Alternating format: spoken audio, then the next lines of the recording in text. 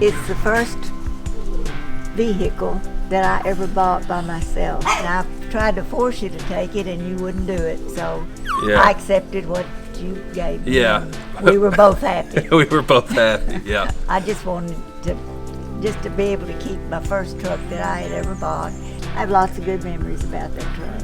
Well, good. Well, hopefully we're about to make some new ones because, as you know, I, along with my friends down at Cook's Body Shop and Frida Gwynn and several others, have got this truck looking as close to it did when you bought it off the... I can't wait to see it.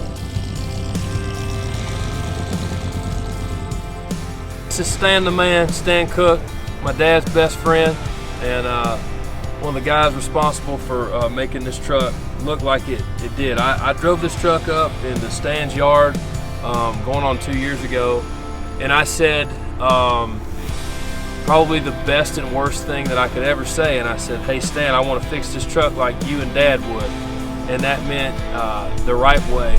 Yeah, you remember whenever you drove up, I told you, if you do it like your dad, you're going to spend a lot of money. This is true. And and once we got started, you had to keep on going. You had to buy one thing, and then you tear something down, and you had to clean it up and paint it, and it just wasn't no stopping. I spent a lot of weekends here at Cook's Body Shop learning how to wet sand paint and what goes where and how not to do stuff. And then we worked on Ford Broncos, we worked on my brother's Chevrolet, we worked on my old Power Ram Dodge, we worked on anything Dad had going on. Yeah, but we went through this one a little bit more than them. Yeah. But your dad, we did do a lot for your dad, but this one was more. This was wasn't no stopping. We did a complete frame off on the truck, which is a challenge in itself, which that means the whole body's got to come off, the motor's got to come out, the rear end comes off the vehicle, completely gutted it completely out, and we started from the bottom up.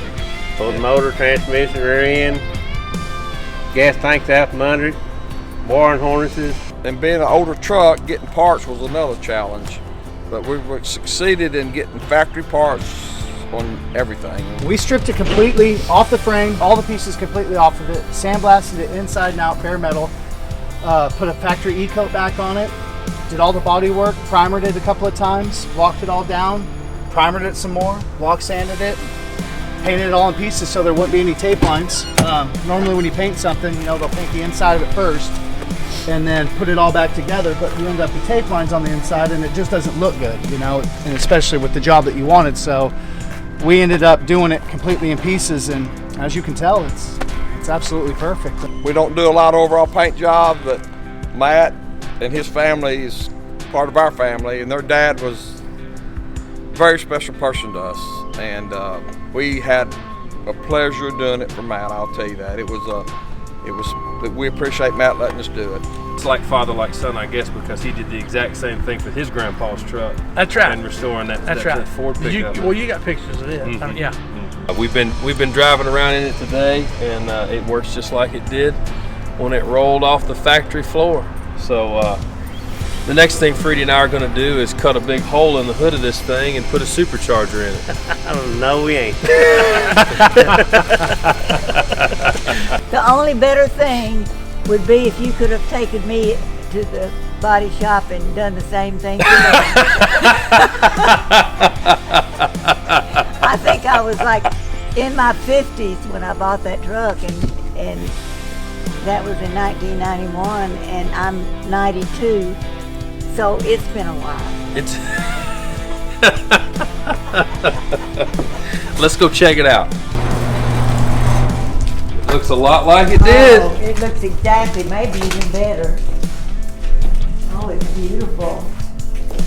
Thank you for doing that. Oh yeah, it was my pleasure. Interior looks like it did. Even smells new. Yeah, it kind of does smell new, yep. Let's take her for a spin. Okay.